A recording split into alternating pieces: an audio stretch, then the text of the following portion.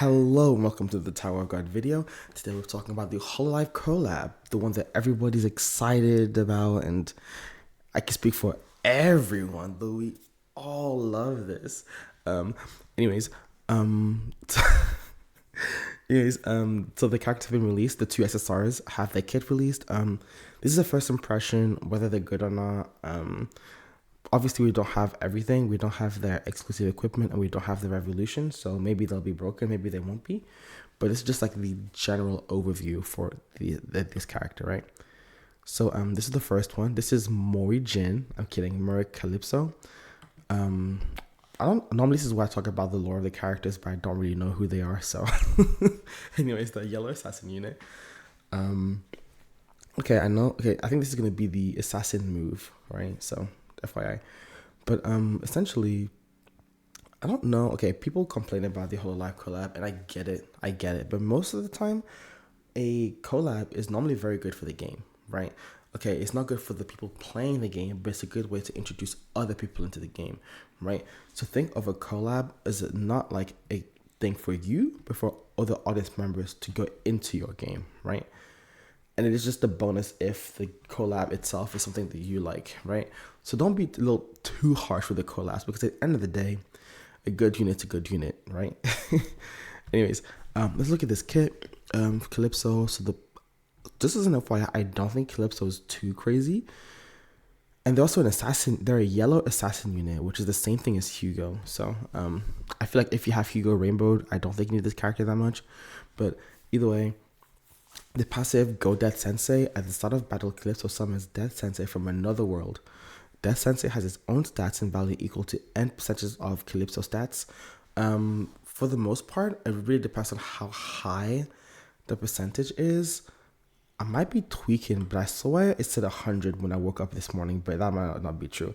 But either way, if it's above 100, then we are at power creep. Well, we're at like the normal amount, because I think both, I think Rams, that's a little bit over 100 Rens, and then I think so is Traumares. So but I think this should be over 100.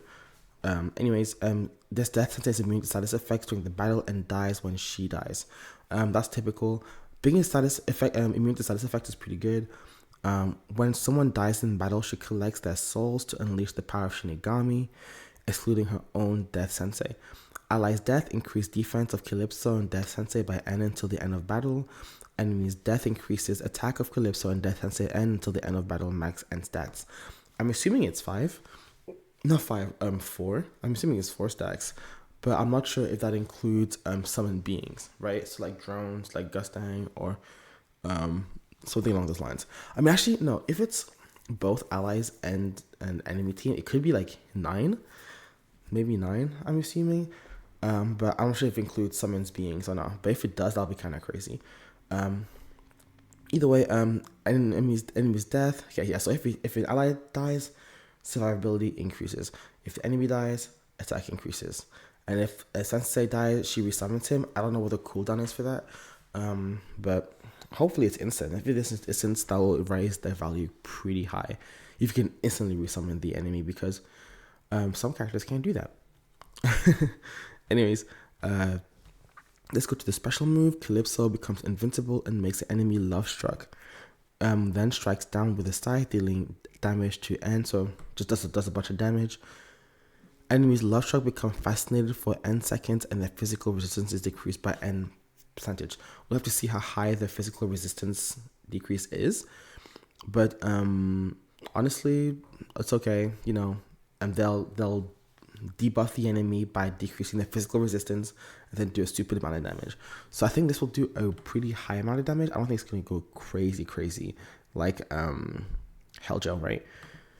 Anyways, this first active skill is called Make Him Afraid. Calypso's attack increases n for n seconds. Okay, bust themselves, conceals herself, and then move quickly behind the enemy for the highest attack, dealing damage and this attack and inflicting them with fear for n seconds. So this is gonna target the same person as Hugo. So honestly, just a person who's quicker. Which is kind of weird. I feel like this character really clashes with Hugo, but I think Hugo's is better because Hugo and this character also instantly attacks the person with the most attack, right? But at least she conceals herself, makes it easier for her not to die. And Fear is also pretty good. Immune status effect is pretty nice as well too. Meaning that this attack buff will always happen, basically, is what this is trying to do. So you can't, the attack will always be high for this move. Then Calypso creates a spotlight that illuminates herself and Death Sensei for N, recovers HP, respective to the attack every second. So you want to buff their attack stat basically for this character, just so you can have higher damage for both the special move and the active, and get more HP recovery. And deals N% of their respective attack as damage to the enemy range every second, paralyzes them for a second. Okay, so she just stuns. She comes up, she heals herself, and then I'm assuming that the range in which she heals herself, if an enemy goes to that range, they get paralyzed. Meaning that, let's say they got status immunity, then you should be okay to heal without any interruptions, is what I'm assuming that skill is for, right?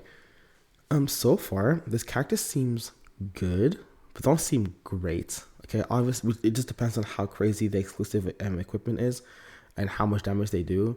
But there's nothing that really sticks out to me from this character that I'm like, hey, this character's broken. You should summon for this guy now, right? But I think that's normal for collab units. Apart from even the last one, they're good, but they're not insanely broken.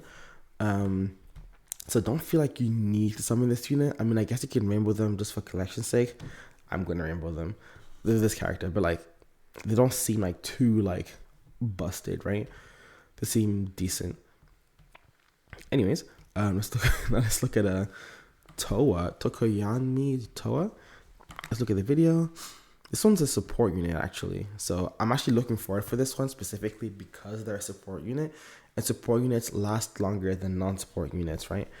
The yellow support unit, which is really good because we don't have a new SSR plus support unit apart from the the Evan one that came out when the game first came out. So this is the first released SSR plus support unit that came out in the game since launch, right?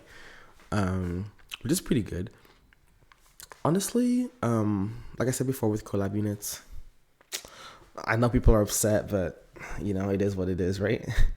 Anyways, I think this character is the character that you should be aiming for specifically because they're a support unit and they're a light unit. Anyways, here's the skill. BB blocks an attacking Towa. So she, I think she summons a person too. She summons a being, and the name is BB. Right, and it stops skills from attacking you, which is really good. I don't know how long. I think this is the beginning of the game, which gives them survivability, right? So for the first couple of seconds, if you get attacked by an AOE attack, you'll be fine. So yeah, this is actually really, really strong. And also there's a cooldown, meaning that after it happens, okay, then you can wait a couple of seconds, you have another protection. Obviously it's not an invincible skill. I think it only stops one skill, but I think we'll have to see, right? When using skills, grant demonic power to all allies based on the skill used, which is okay. So basically, there's two moves, actives called TMT and TMD, right? Based on whether she summons TMT or TMD, you get different buffs, right? So. And then I guess, and also the ult. Summon BB is the name of the ult. Summon BB? Okay, there's a translation error. It says summon VV here, and then it says BB. But I'm assuming it's BB, not VV. Either way, summon BB increase the target's swiftness by N seconds, which is really good. And also you can stack this too. Duration resets when stacked refresh, which is really, really, really, really strong. So basically it lasts for a couple of seconds, but if you're able to activate the skill before the cooldown disappears, then you can keep stacking up. If the cooldown increases, if the duration ends, then the stack goes back to 0. So it's not a permanent buff, right? Anyways, a TMD, which is the demonic skill. Even Towa is a demon. Okay, well, I don't know what's up with the translations. Even Towa is a demon. Towa is a devil too. Anyways, TMD, increases the attacking defense end by n seconds, which is this skill. Okay, and then TMT recovers HP, basically, is what TMT does, right? And then when some of you comes in, increased swiftness. So keep that in mind when we're talking about the skills. So anyways, let's look at the special move, okay? Okay, so giant BB falls and deals damage equal to N of attack to enemy range and knocks him down. Cool. Decreases physical resistance and magical resistance enemy for N seconds. And recovers HP and becomes immunity for using the skill. So this is good. You can get debuff when the skill is activated. You recover HP. You decrease physical and magical resistance for a couple seconds. Okay, so this is really good. I love this. This is great. This makes the damage do more damage. Yeah, this is also really good. So HP recovery, physical and magical resistance decrease, and then also don't forget the increased swiftness. So that's and you knock them down. So you have knock them down, physical and magical resistance. That's basically 3 debuffs. And then you buff yourself and your team, and then you also buff swiftness. So that's 2 buffs, this is really good. This is very good, especially the swiftness increase. This is great. Okay, anyways, let's look at Towa is a demon, TMD. Towa uses demonic power to deal end of attack as damage to the enemy. Does a bit of damage. It's not gonna be high because she's a support unit, but you know, whatever. Inflicts bleed on the enemy for n seconds, dealing percentage of his attack and reducing the defense. Basically, you just inflict bleed and then you reduce the defense. Low key, that skill doesn't seem like a lot. I'm assuming the exclusive weapon is gonna make that a little bit better. But there's not much to it. But don't forget that with TMD, you also increase attack and defense. So you're buffing attack and defense. Okay, you're also inflicting bleed, and then you're also reducing the defense, which is okay, right? Which is really good.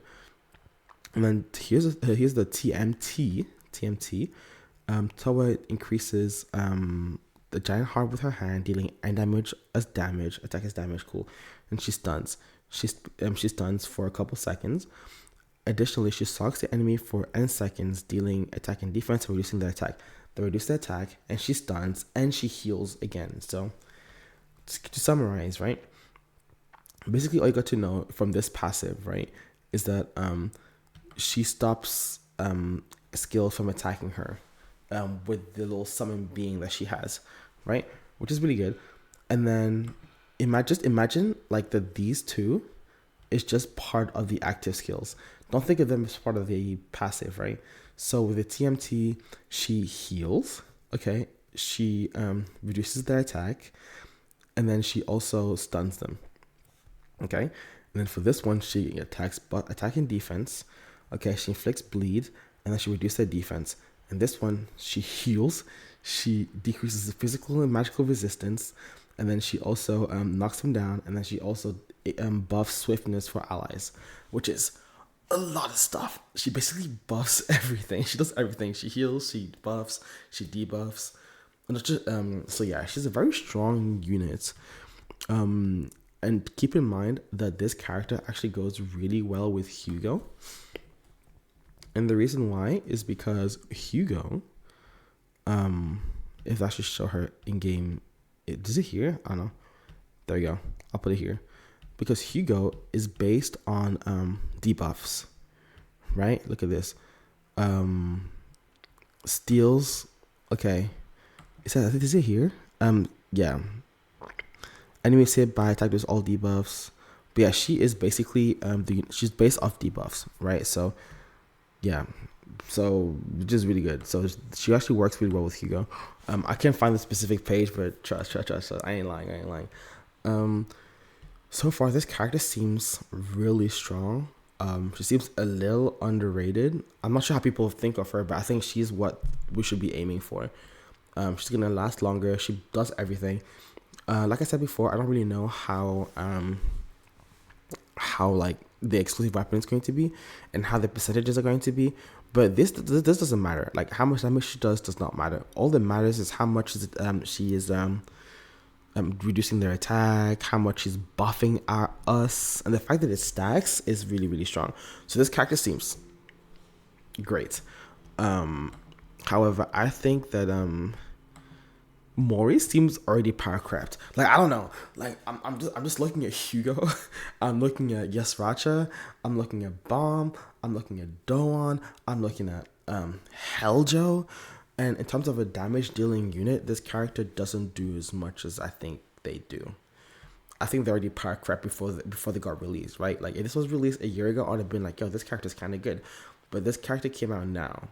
And the characters that we got released right now are really, really strong. So I don't really know how strong this character is going to be. They don't seem very impressive for Calypso, but I don't know the percentages. I don't know the exclusive equipment. I don't know the revolution. So we'll have to see. But for me to think that like she's worthwhile to summon for, she'll have to be like relative to Hugo. And I don't know about that. I don't know about that. Because she's an assassin in yellow. I heard they're gonna put the banner for both of them together. So that's cool, I guess. But whatever, right? But it doesn't seem like this character is gonna be very strong, but the support unit is very, very strong. That's what I care about the most. Anyways, thank you for watching the video, and I'll see y'all next time.